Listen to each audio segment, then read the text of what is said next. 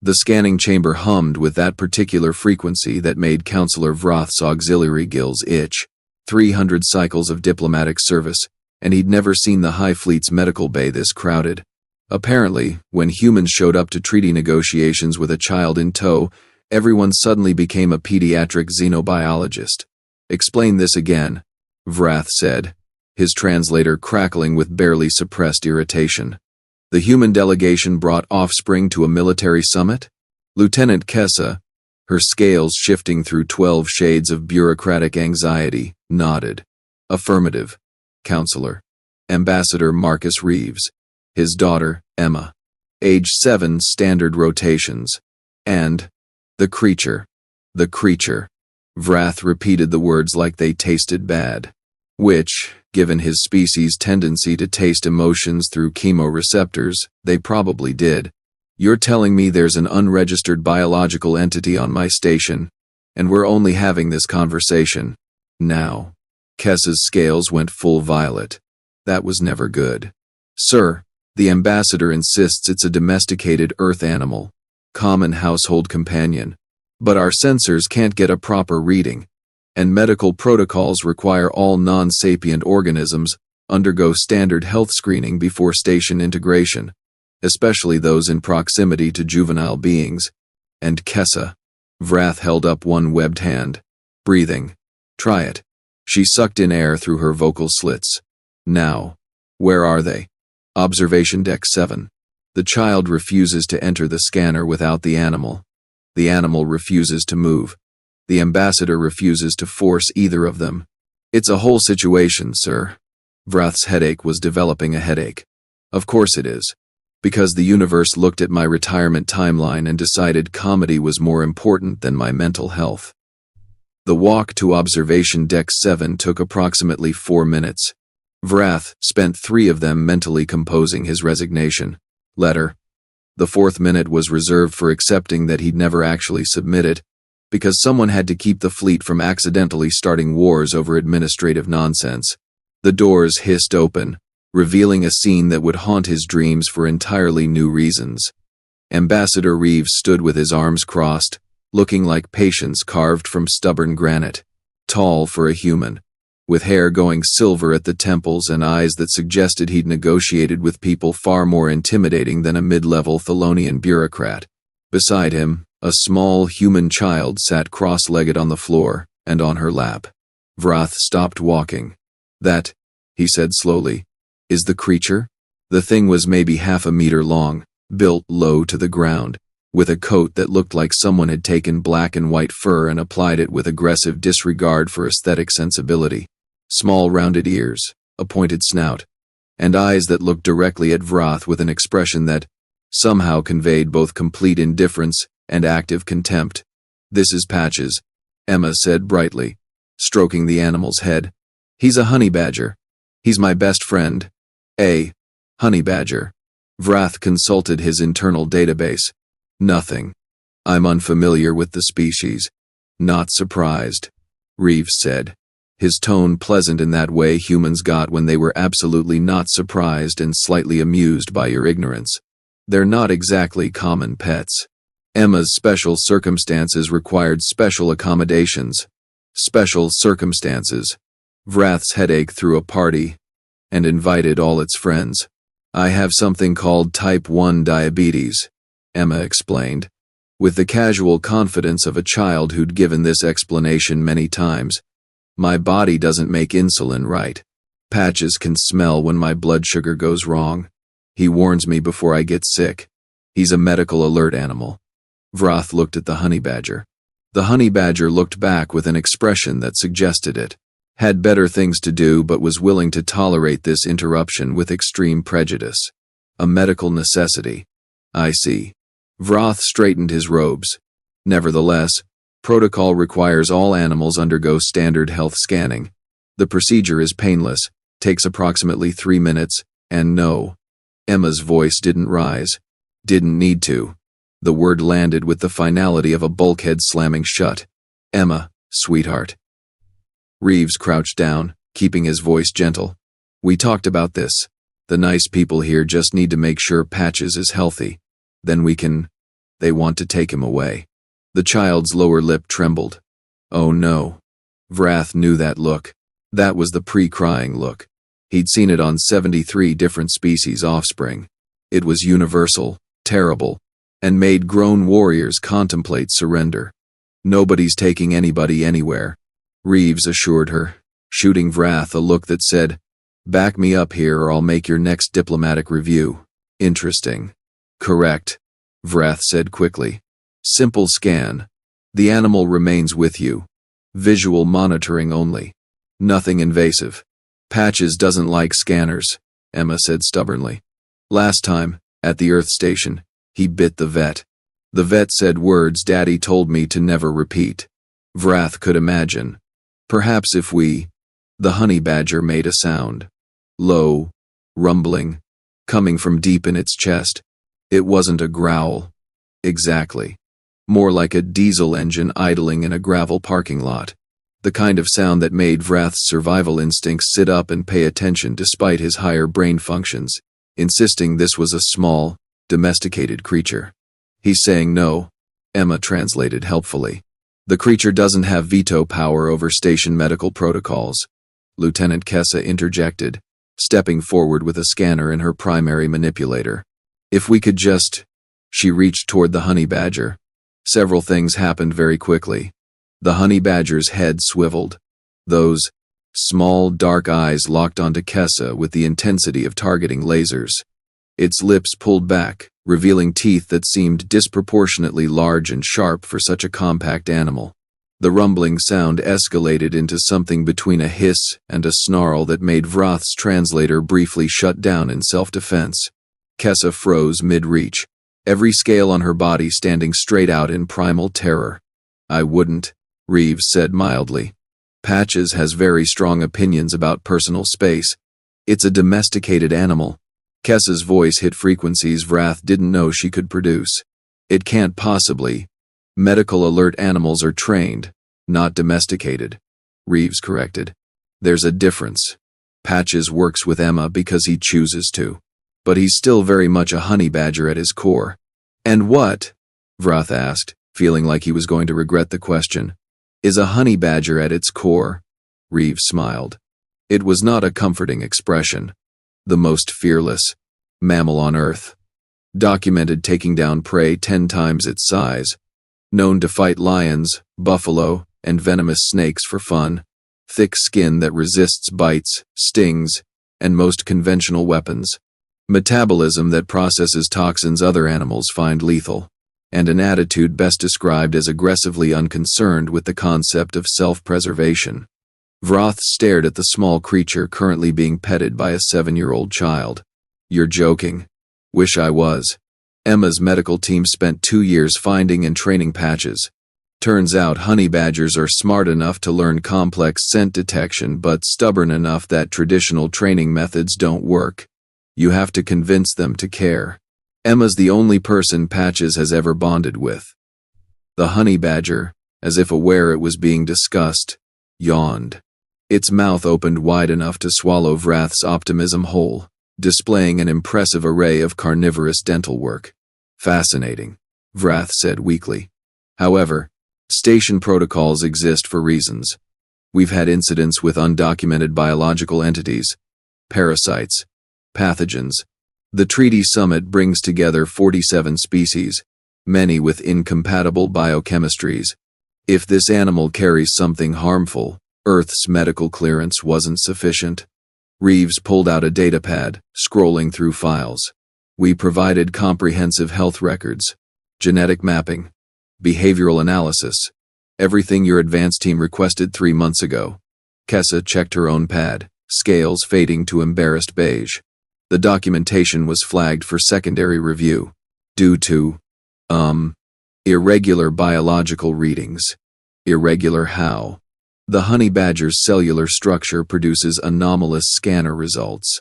Our equipment registers it as simultaneously present and absent, alive and something else. The medical AI classified it as a potential sensor malfunction. Vrath felt his headache evolve into something approaching enlightenment through suffering. Your equipment can't read it properly. Correct, sir. So you want to rescan it. Correct, sir. And the creature knows this and doesn't appreciate it. That's the assessment. Yes. Vroth looked at the honey badger, at Emma, at Reeves' carefully neutral expression, at the gathered crowd of medical staff, security personnel, and curious onlookers who'd somehow materialized because apparently nothing spread faster through a space station than news of potential drama. Right. Vroth straightened his robes with as much dignity as he could salvage. New plan.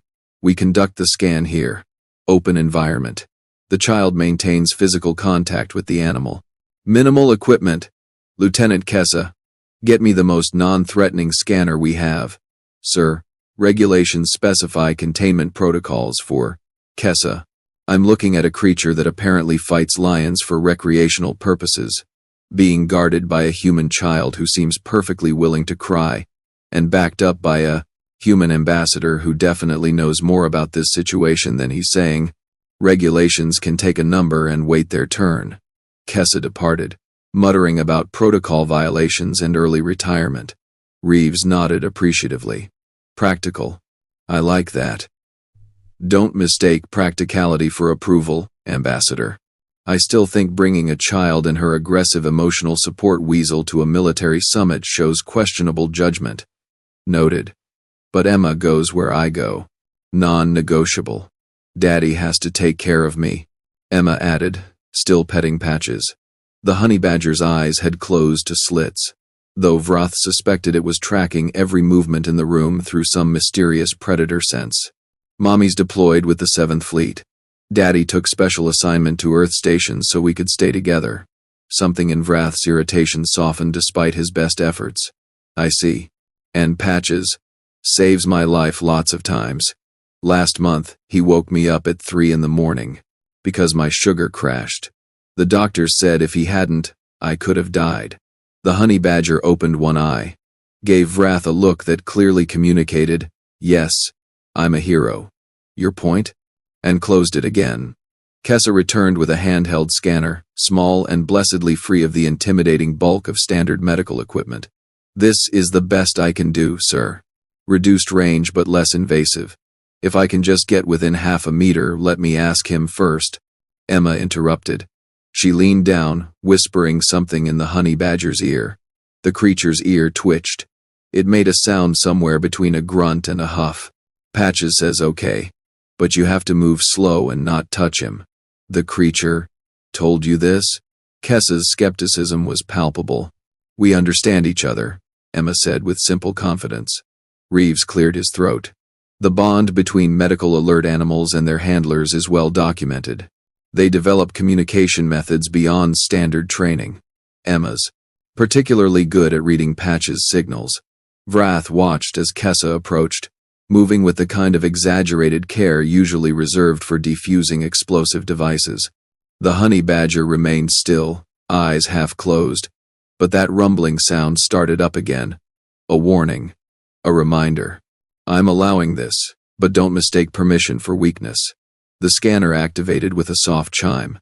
Lights flickered across its display as it swept over the honey badger from half a meter away. Data began streaming across Kessa's pad. Then the numbers started doing things numbers shouldn't do. That's not possible, Kessa muttered, her scales cycling through confused patterns. The cellular density is reading 40% higher than Earth's documented biology should allow.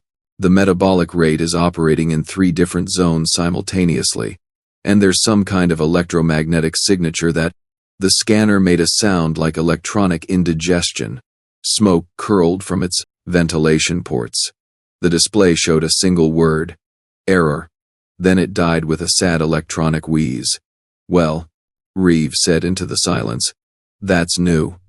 Patches opened both eyes, looking remarkably pleased with himself for someone who'd just killed a scanner through sheer biological stubbornness. Vroth stared at the deceased equipment, at the honey badger, at the universe's apparent determination to make his job as complicated as possible. Kessa, sir, in your professional medical opinion, does that animal appear healthy? Sir, the scanner just... Visual assessment, Lieutenant. Does it look sick? Injured? Carrying obvious signs of parasitic infection or communicable disease? Kessa studied the honey badger, who stared back with magnificent indifference. No, sir. It appears frustratingly robust. Good enough. Vrath pulled out his pad, typing rapidly. I'm filing an exemption under Section 42 of the Medical Protocols Act. Special circumstances. Medical necessity. Diplomatic immunity by extension. The creature gets a standard visual health check every 3 days, conducted by staff the child approves. From a distance the creature tolerates. If it shows any signs of illness, we revisit this conversation with better equipment and more patience. Sir, the Fleet Medical Board will accept my decision or file their complaints through proper channels, which will take approximately 6 weeks to process, by which time this summit will be over and the humans will be gone. Vrath looked at Reeves. Acceptable? The ambassador smiled. More than fair, Councillor. Emma? The child nodded seriously. Patches says thank you. He also says the scanner tasted like ozone and regret. The creature didn't eat the scanner, Kessa protested. Not literally. But he didn't like it. Made his fur feel staticky. Vrath decided not to pursue that particular line of inquiry. His headache had reached transcendent levels. He needed analgesics, a quiet room, and about 6 hours to contemplate his life choices. We're done here.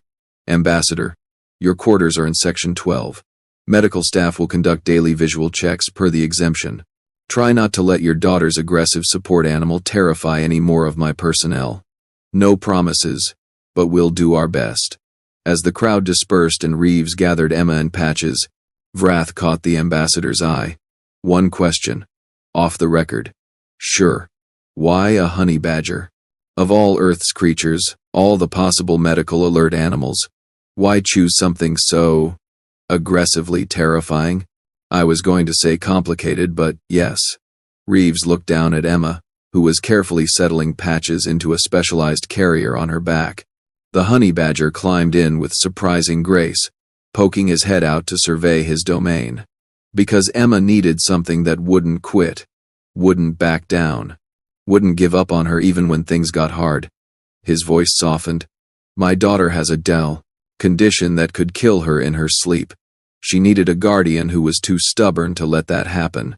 Patches doesn't understand fear, doesn't understand impossible. He just understands that Emma is his, and anything that threatens her needs to be stopped. Even malfunctioning scanners?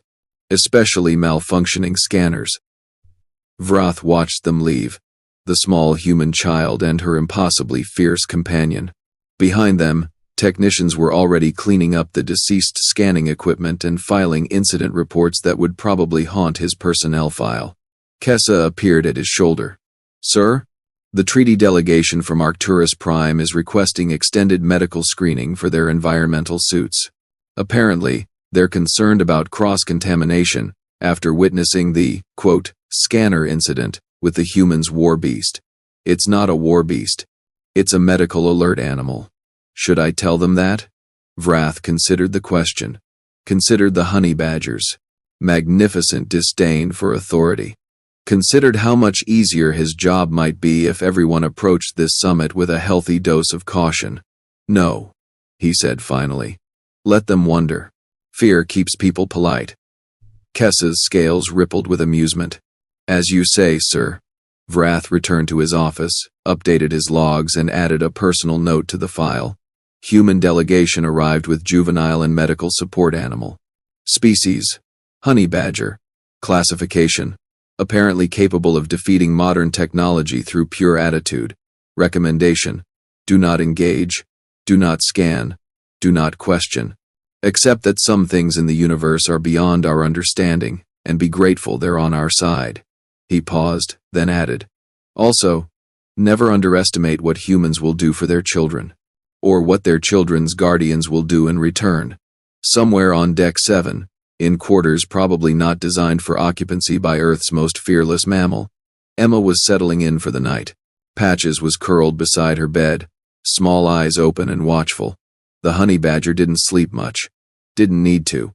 His job was simple. Keep the small human alive. Everything else was just details.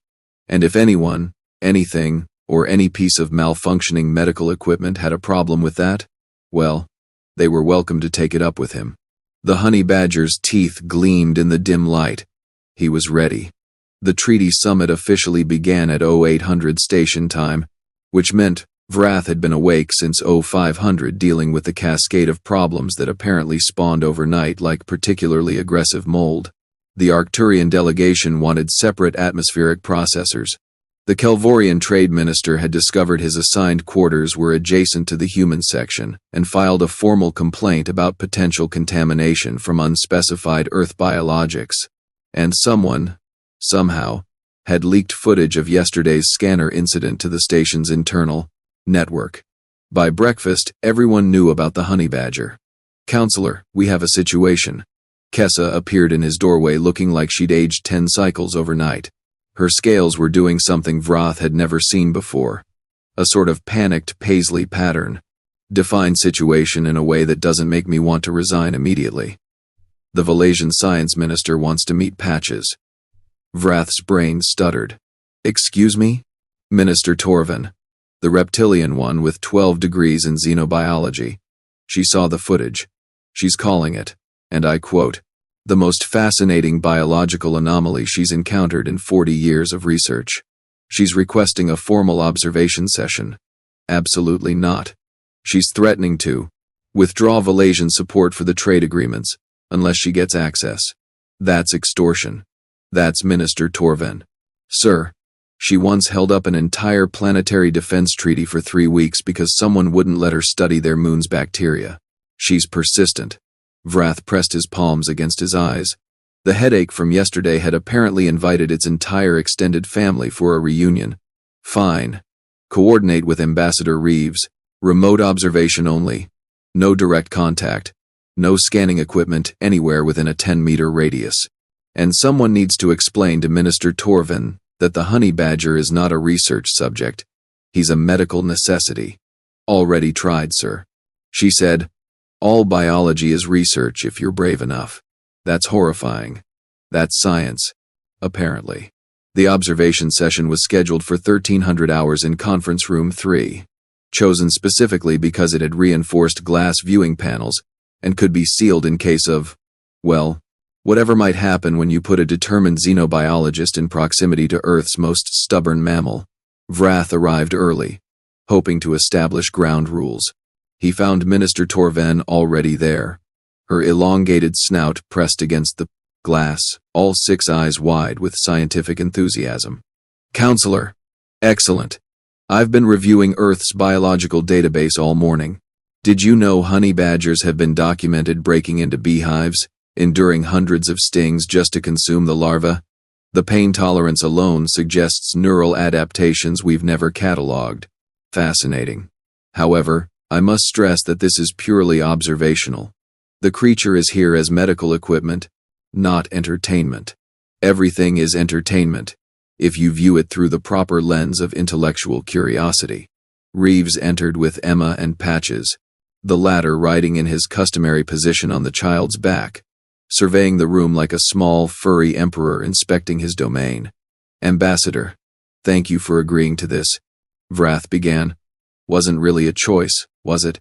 Reeves smiled, but his eyes held a warning. "Emma's okay with it because Minister Torven promised to tell her about the crystal caves on Valasia Prime. But Patches gets to decide his own comfort level." "Understood completely." Torven pressed closer to the glass, her translator crackling with excitement. "The structural density, the electromagnetic signature, truly remarkable. And the bond with the juvenile human. I've read the medical reports.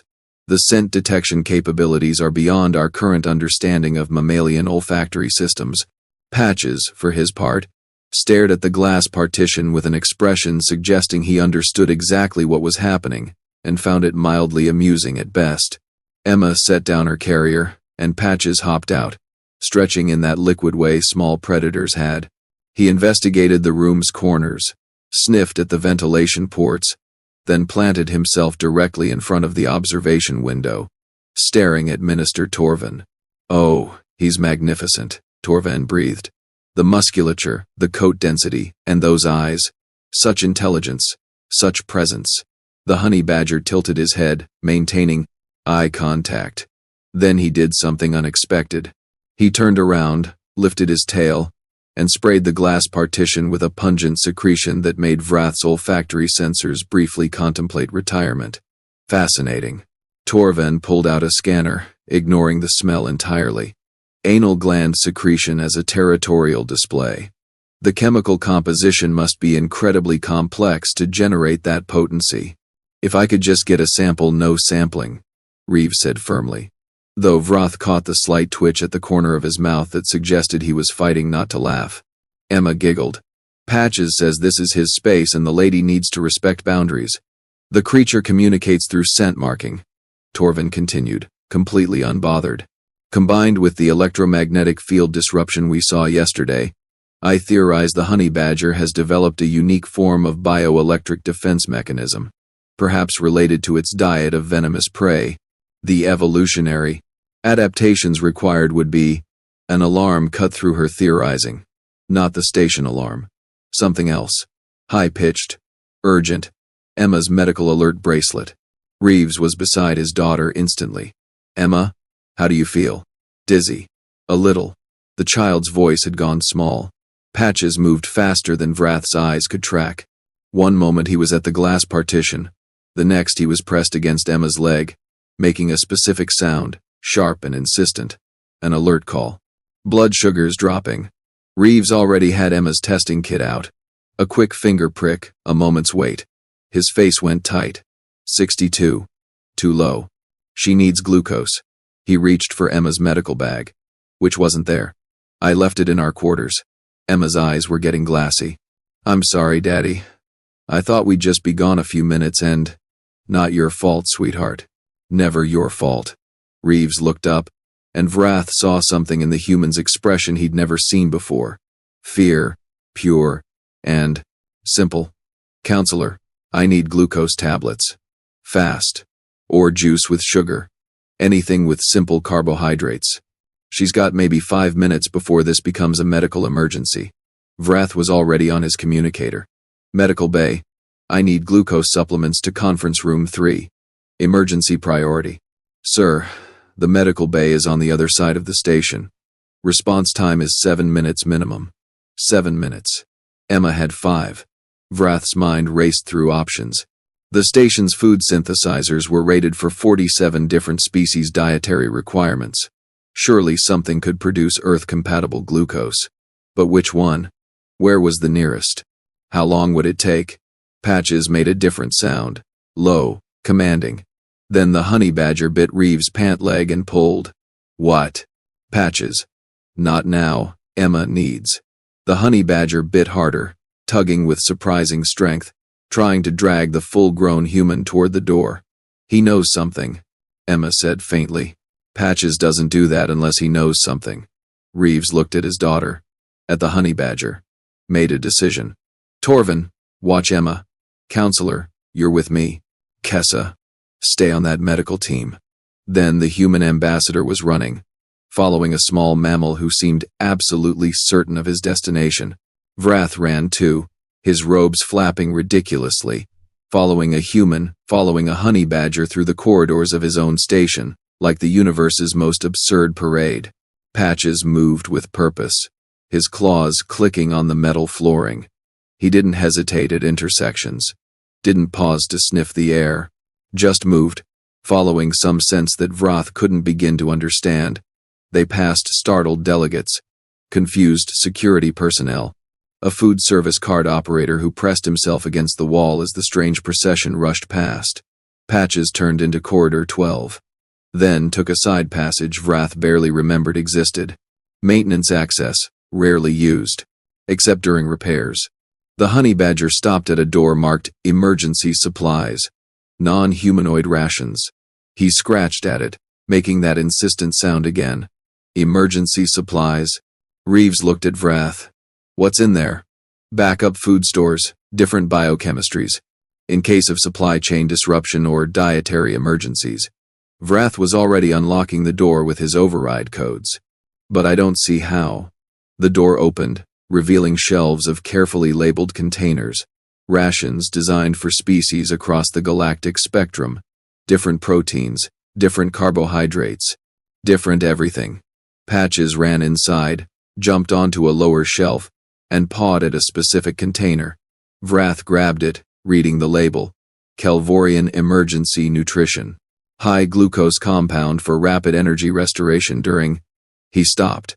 This would work. The glucose structure is compatible with human metabolism. We use it for species with similar glycemic regulation needs.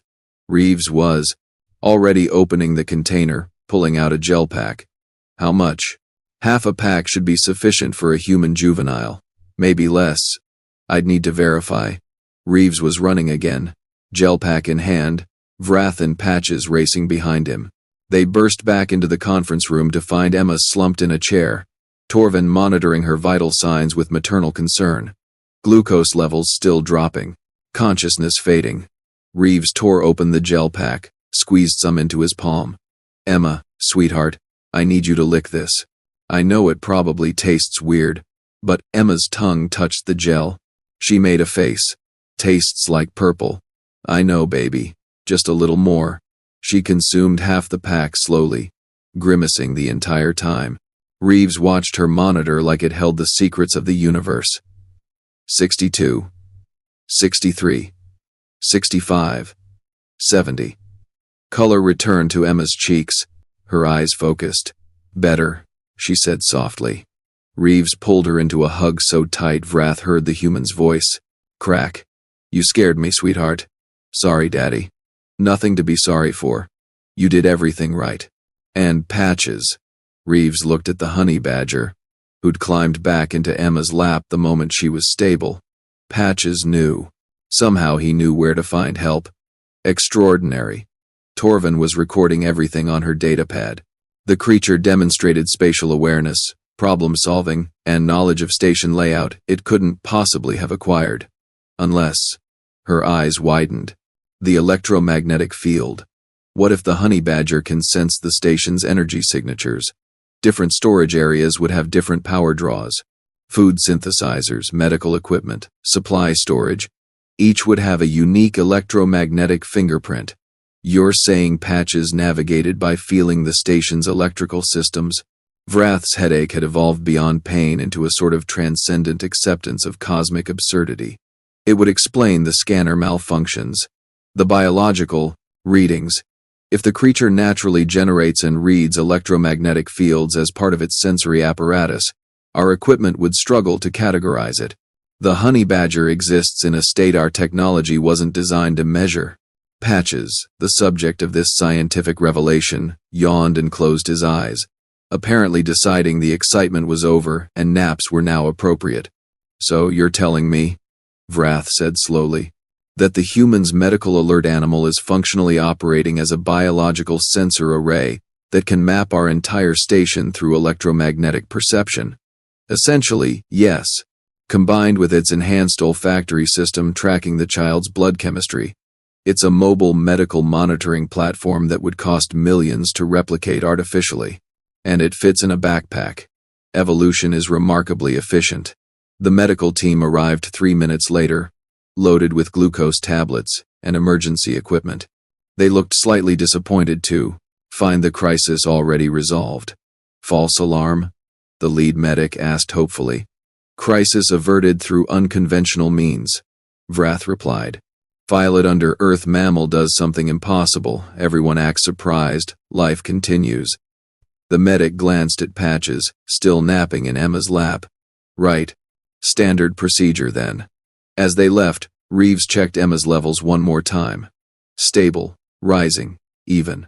She'd be fine. Counselor, I owe you an apology. Vrath raised an eyebrow ridge. For bringing a child and her complicated medical needs to a military summit. You were right to question my judgment. If Patches hadn't known where that supply room was, if you hadn't been here to open it. Reeves didn't finish the sentence.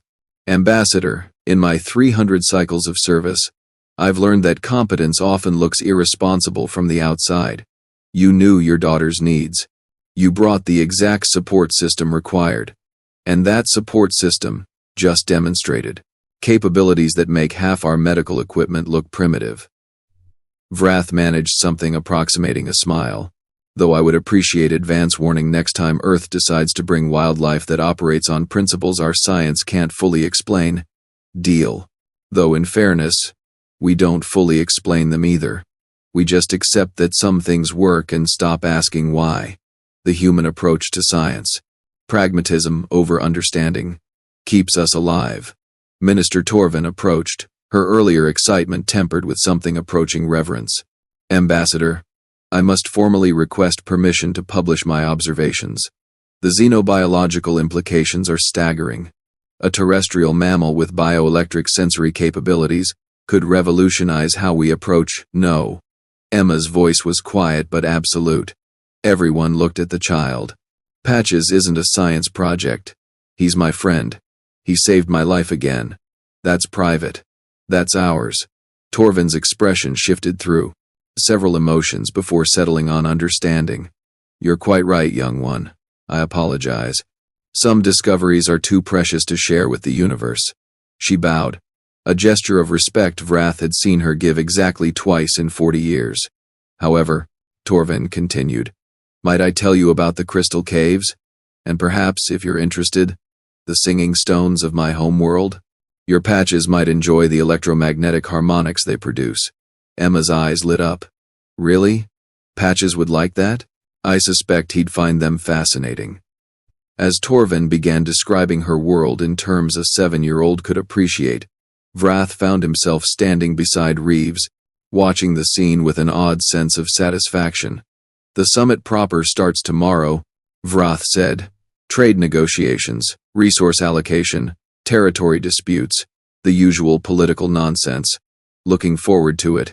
Are you? Reeves laughed quietly. Not even a little. But Emma's stable. Patches proved he can navigate your station better than half your crew. And I just watched a renowned xenobiologist get told no by a child and accept it with grace. I'll take that as a win. Humans, Vrath muttered. You find victory in the strangest places. We find victory wherever we can. Life's too short for anything else. The next 3 days passed in a blur of negotiations, compromises, and the occasional breakthrough that made Vrath remember why he'd chosen diplomatic service in the first place. The Arcturian delegation settled their atmospheric concerns. The Kelvorians withdrew their complaint after Emma and Patches were moved to different quarters, and Minister Torvin became Emma's unofficial station guide, showing her observation decks and teaching her about stellar cartography. Patches attended every meeting, riding in his carrier on Emma's back or sitting beneath her chair. The delegates quickly learned to ignore him, which was exactly what the honey badger preferred. He was there to work, not socialize. Though on the second day, when a junior Kelvorian assistant made the mistake of approaching Emma too quickly while she was eating lunch, Patch's warning growl cleared the entire cafeteria in 45 seconds. After that, everyone gave Emma a respectful buffer zone. Vrath approved. Fear kept people polite. On the final day, as the treaty documents were being finalized, Vrath found himself in the observation lounge with Reeves and Emma. The child was drawing pictures of the station while Patches dozed beside her, apparently satisfied that no immediate threats to her blood sugar existed. We're heading back to Earth tomorrow, Reeves said. Emma's mother is rotating home. We'll have 6 months together before my next assignment. Good. The child needs stability. She does. Though she's tougher than she looks, like her mother, and her guardian. Vrath nodded toward Patches. Definitely like her guardian. Emma looked up from her drawing. Councillor Vrath? Can I ask you something? Of course. Do you have kids? The question caught him off guard. Yes. 3 offspring. All grown now. Pursuing their own paths. Did you worry about them? When they were little? Every single day. I still do. Though they'd be horrified to know it. Emma nodded seriously. Daddy worries about me. But Patches helps. He makes the worry smaller. That's what good friends do. Are you worried about the treaty?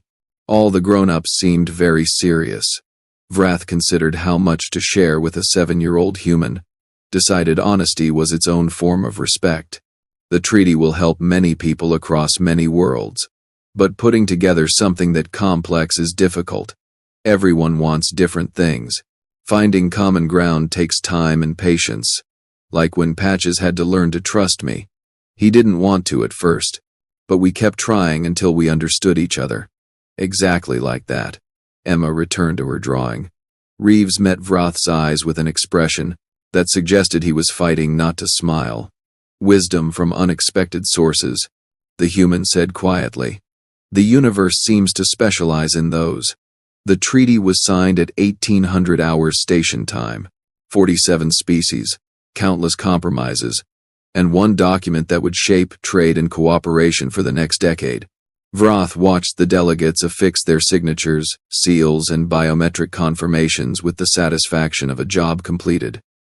Not perfect, never perfect, but good enough, better than before.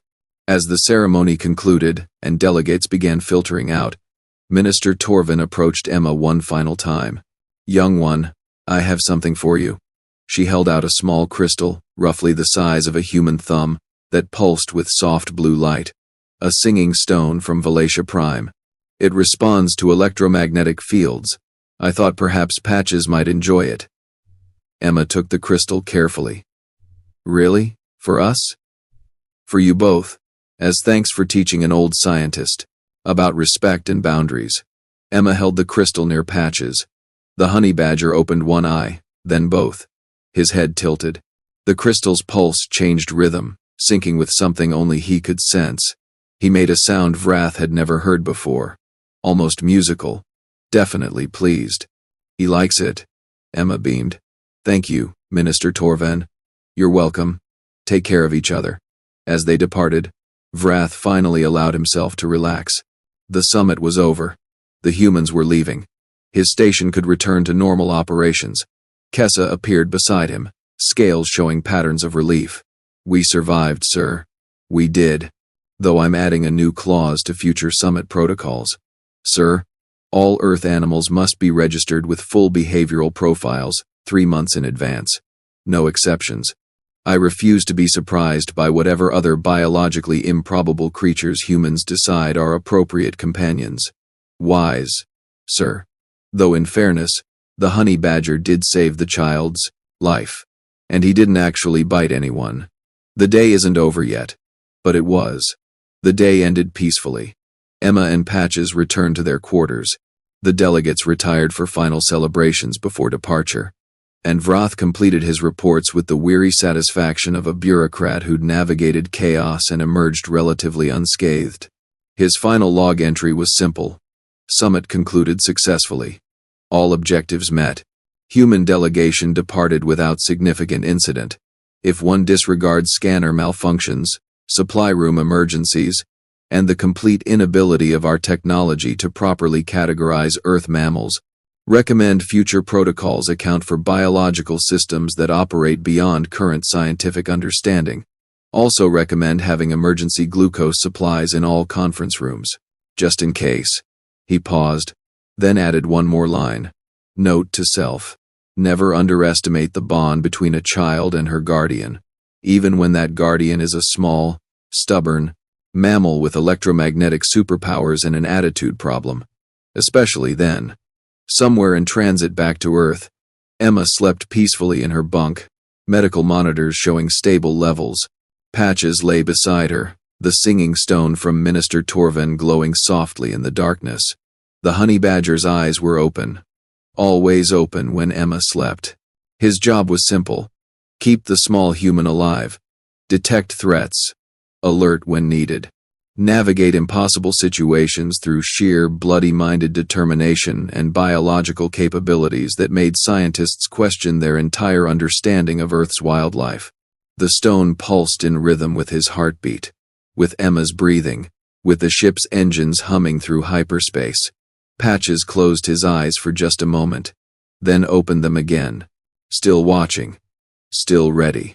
Because some bonds transcended species, transcended logic, transcended the very laws of biology that said a terrestrial mammal shouldn't be able to sense electromagnetic fields or memorize space station layouts or know exactly where emergency supplies were stored. The universe didn't care what should or shouldn't be possible. It only cared what was. And what was, in this moment, was a small human child sleeping safely, protected by Earth's most fearless guardian, who didn't understand impossible, who only understood necessary, and everything else was just details.